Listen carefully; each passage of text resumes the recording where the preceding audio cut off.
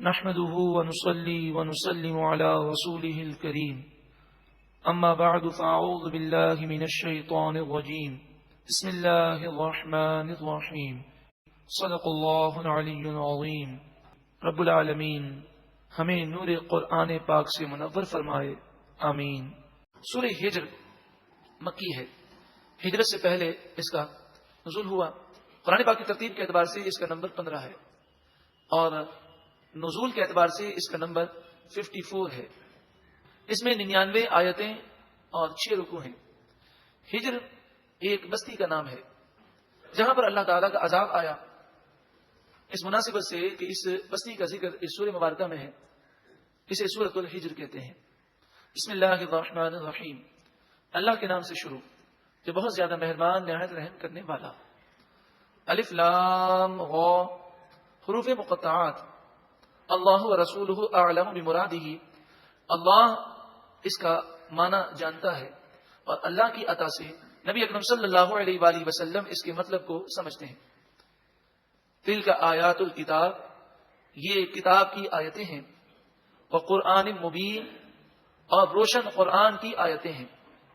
اب 14ویں پارے کا آغاز ہے۔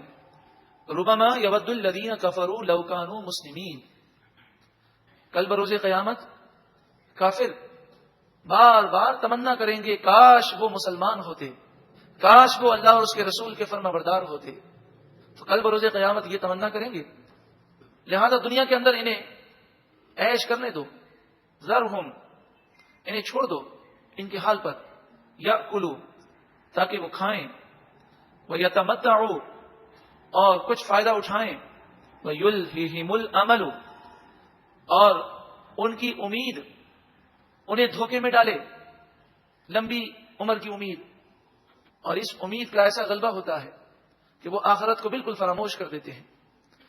فسوف یعلمون، پس ان قریب وہ جان لیں گے کہ بروں کا انجام بہت برا ہوتا ہے۔ وما اہلکنا من قریۃ الا ولہا کتاب معلوم، اور ہم نے جس بستی کو ہلاک کیا اس کا ایک وقت مقرر فرمایا، انہیں ڈھیل دی گئی، گناہوں کی وجہ سے ان کی ہلاکت کا وقت مقرر کر دیا گیا۔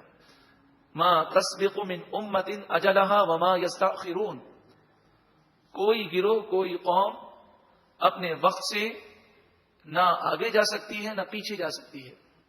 مراد یہ ہے کہ جب اللہ کے عذاب کا وقت ہوگا اس وقت عذاب ضرور آئے گا، اور موت پر بھی انسان کو توجہ دینی چاہیے کہ جب موت کا لمحہ آتا ہے تو موت عیش و عشرت کو ختم کر دیتی ہے۔ موت دار العمل سے نکال کر دار الجزا تک لے جاتی ہے، پھر انسان پر سزا کا عمل شروع ہو جاتا ہے اگر گناہگار ہے۔ ایک لمحہ نہ پہلے نہ ایک لمحہ بعد۔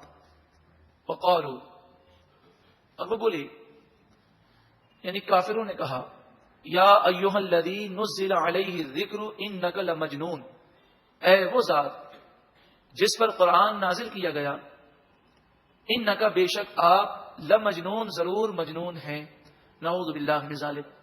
یہ کافروں نے نبی اکرم صلی اللہ علیہ وآلہ وسلم کی بے ادبی کی۔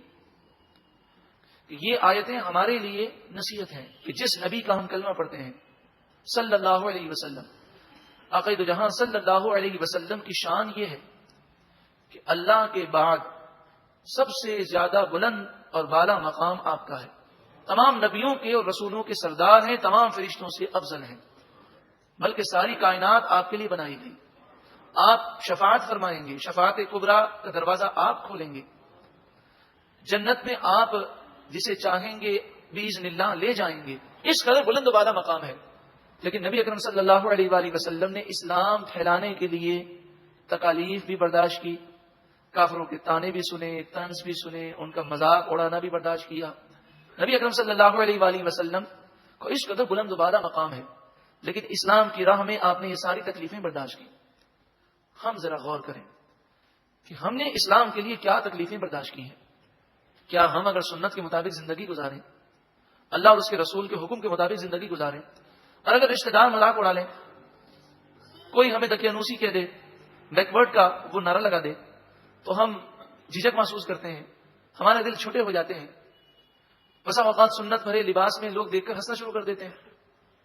تو ہم ذرا غور کریں کہ جس اسلام کو پھیلانے کے لیے نبی اکرم صلی اللہ علیہ وآلہ وسلم نے اس قدر تکالیف برداشت کی، ہم پھیلانا تو دور کی بات، اس اسلام پر چلنے میں اگر کچھ تکالیف برداشت کر لیں، کسی کا تانا سن لیں، تو انشاءاللہ تعالی ہمیں کل بروز قیامت محبوب کریم صلی اللہ علیہ وآلہ وسلم کا قرب نصیب ہوگا کہ یہ ہم نے تکلیفیں برداشت کی ہیں حضور کی محبت میں.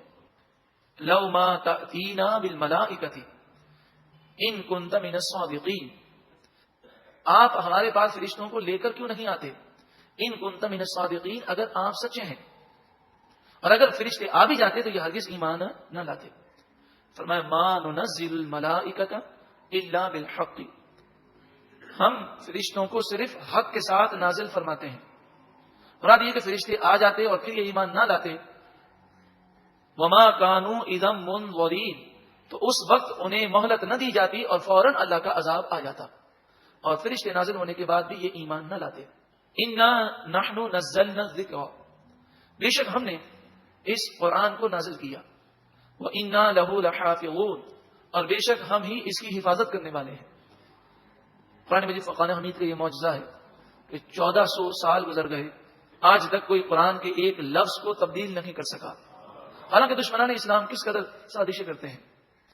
اللہ تبارک و تعالی نے اتنا پیارا کلام ہمیں عطا فرمایا، کاش کہ ہم اسے پڑھیں، سمجھیں، عمل کریں.